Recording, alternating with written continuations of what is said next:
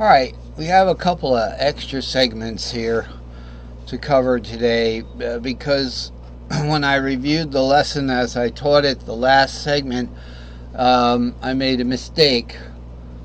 And that was, we could just pick it up from where we were.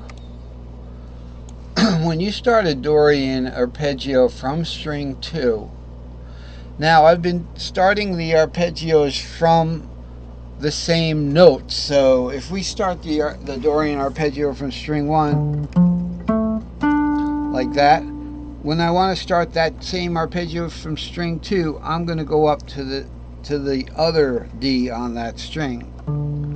Could be the same thing, but I'm going to explore just going up a fourth and doing the same arpeggio, but it's not going to be the same arpeggio, you see. It's not going to be a Dorian anymore. It's just going to be a minor. So that doesn't really hold. So we find that the new note. It says start a Dorian arpeggio from string 2. Now we know this is the, let me just zoom out a second, a little bit. This is start caged from any string. So we'll review just really quick one more time. If we start a D caged from string 2, here's the regular D cage.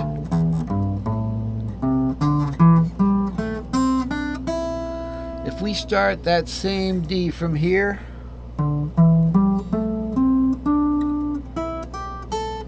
you've got a G. Okay, so right there, started from string 2, you get a G. What we're trying to show is that works for cage-bound arpeggios too. So it's all written right here. Let's just follow what it says. Dorian, or we're going to start the Dorian arpeggio from string 2. So let's make sure we know what Dorian arpeggio is from string number 1. Okay, so that we can do the proper arpeggio. Okay, so the Dorian arpeggio would be just like that. We're going to start that from string 2, so I'm going to find this one, and it's going to hit the tuning warp 1 string earlier, and it's saying that Dorian is the relative minor fourth of the minor of the fourth, so use the E shape to start. That's where I made my mistake. When we went and looked in the sea of cages here, and we looked for the Dorian, and it said E shape, we went over here, but that's if E's the root. See, I looked at the wrong cage, my bad. It's here where D is the where it's in the E-shaped F. When it says it's the fourth, it means the E-shaped F, which is this. You know, so we're back doing this kind of thing where you have this one. So the 4, the 6, the 2, then up to the 4. Okay, then major third to the 6th, straight up but warped over, fourth to the octave, and then a minor third to the 4th, which is the octave, which is not the octave. It's the third, the relative third in Dorian. So this is the Dorian scale. Root 2, 3, 4, 5, 6, 7. Root 2, 3, 4, 5, 6, 7. But that's relative. We're keeping it. These numbers are always going to be in the parent key. Never not. Until I say so. And I don't think that's, you know, that's just if I'm mentioning relatively Dorian has a root. But that's the second of the parent, of the key of C. And it's also the 6th. Dorian is the 6th of its parent major, okay, which is the key of F.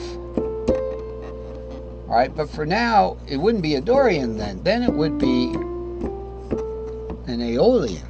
So when you say Dorian, you're talking relative to the key of C. So this is the shape we're going to be looking at. It's a D minor shape, Dorian, which is nice.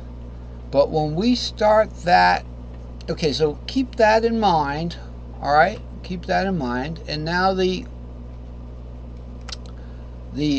example, which is way over here. My gosh, it's miles away. Here we go. The example says Dorian is the relative of the fourth. All right, and it's E shaped because remember we've got E minor shaped and then E major fourth shaped. Okay, to start. String 2 is A shape. That's what the rendering chart says. Start cage or start cage bound, anything from the second string. So we started with the E shape and it's going to be an A shape. Now, originally we talked about it being an E shape. Okay, let's go back to that Dorian for a second and look at it one more time. All right, now it's actually a D minor shape. If it's the fourth there, okay, we're getting in trouble. So we better whenever I get in a little bit of trouble, I might want to refer to this the basic fretboard here. Okay, here's the fourth. All right, so this is the F, let's say, in the key of C, if I may refer to it by letter. All right, so the Dorian is 2, 4, 6, right? So that's really more or less the D minor. So here's your C, here's your Dorian D minor. It's saying that it's E shaped in the F, okay, which is E shaped. The rule says that to get the relative minor, you go down one pentatonic scale member. So from E we go to D. That's why we have D minor shape there. All right, now it's starting to work, right? So from E shape here, E shaped F, we go down one scale in the caged, in C, A, G, E, D. We go from E to D minor. That's why it's D minor shape there. Okay, now let's go back over here and see what it's saying. String 2 is A shaped, so when we play it starting from string 2 and we come back down on the A shape, we should get a C minor. Why? Because if we have the A shape that is the major, we should get the C minor Dorian. Guess what? That's not true. That is true, actually, because the A shape goes to the C minor with the pentatonic rule that I'm going to show you right up here. See, it can get a little confused, but see how these are counting up in a pentatonic? Up in a pentatonic. A goes to C, goes to C, goes to D, goes to E, goes to G. In a pentatonic scale, this is going up a pentatonic scale. Cage is going down a pentatonic scale. This is going up a modal pentatonic scale that has the double, the minor major here, right? So D minor, E major. I mean, we've got the double right here, minor major right here. Okay, third to fourth, third to fourth, third to fourth.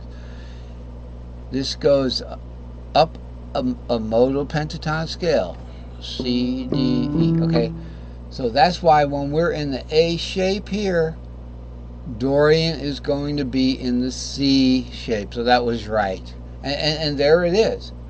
But we still haven't played it to get to that A shape. Now y'all know that it works. It does work, and I think we're going to play this one instead of try to do it on the chart. Here's our chart. Okay, so it works. I'm going to go into one more segment here, so it's going to be 2 more segments.